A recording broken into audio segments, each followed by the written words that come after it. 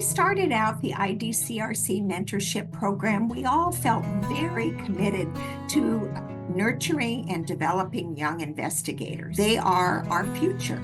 The better they are trained and the more they are motivated to understand the challenges, the better they will do.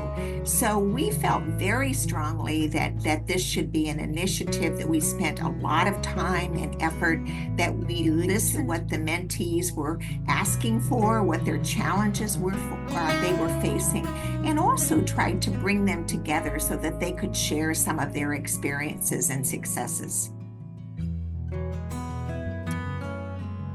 The Mentoring and Career Development Program has had the opportunity to have 3 cohorts so far of participants from 9 of the VTUs and 3 of the VTU subsites.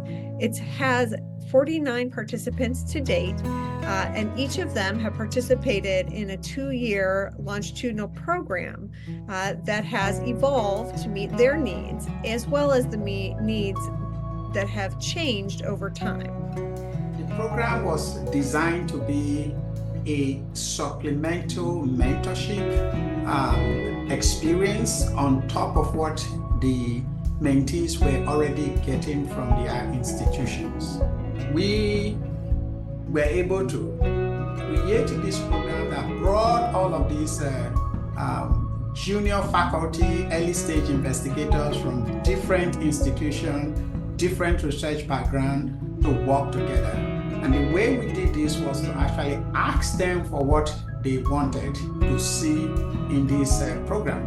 And they told us, and the curriculum was fashioned to meet the need of each of the cohort. While there are several components of the program, one of the main components is the web-based curriculum. The web-based curriculum focuses on didactic sessions as well as career-based talks. The career talks have been very helpful, and we have appreciated the input from all of those who have volunteered their time and shared their story.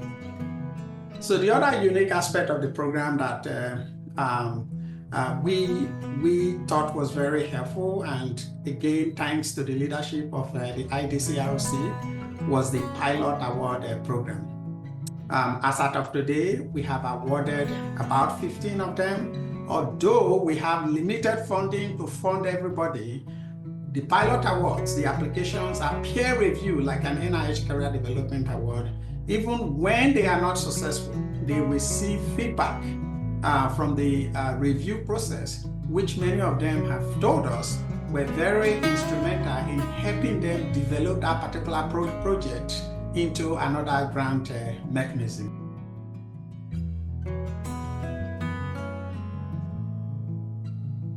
Since med school, I loved the clinical part of our work, but I was always a little bit unsatisfied when I couldn't get the answer I needed to better diagnose or treat patients despite all the learning. And it was until finally I got exposure to research during infectious diseases courses. I started participating with some mentors in different projects, and it was like opening my eyes to this world of what can I do to keep learning and improving the things that we do and their impact. Growing up in my home country, Lebanon, I really saw directly how infectious diseases could challenge our communities. And this sort of opened my eyes and created in me an interest in trying to better understand and hopefully help fight these challenges, which kind of led me straight into pediatric infectious diseases. And my goal with choosing pediatric infectious disease research is to be able to genuinely contribute to directly improving health, not only here, but also hopefully back home. So I chose to build a career in ID clinical research really because I was inspired by both my patients and my family members really seeing the impact of advances in infectious diseases, particularly vaccines. And that really drove me to want to be part of the research community and contribute however I can. And really the mentorship I received at each stage of my training was really essential in showing me that this was possible and getting me to be in the position that I am today.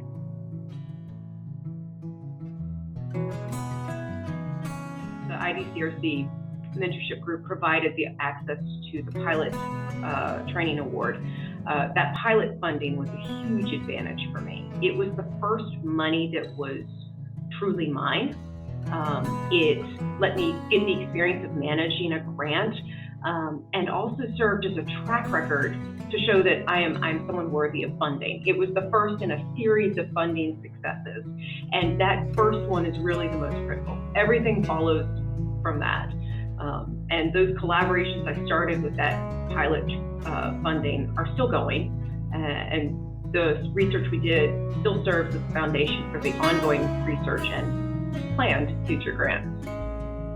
Being part of the MCDC and the learning and training that happened from the IDCRC 100% enabled this job for me. As the Associate Director, I am part of the group that is running clinical trials now, and the skills in regulatory, the skills in understanding the complexity of patient enrollment and recruitment and retention were all things that I learned as part of the MCDC. Those would not have been possible. IDCRC and MCDC, where do I start with respects to how much and how impactful both have been for me?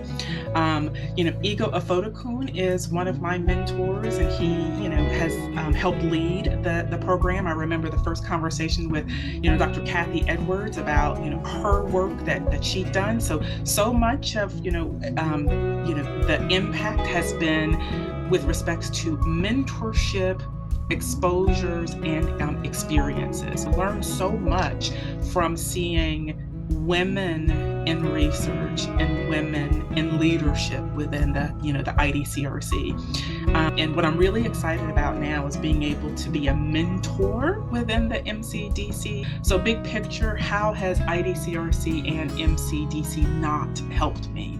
So it's been people, interactions, collaborations, publications, and opportunities. And I really look forward to continuing the great work and kind of pouring out into other people what the MCDC has poured into me.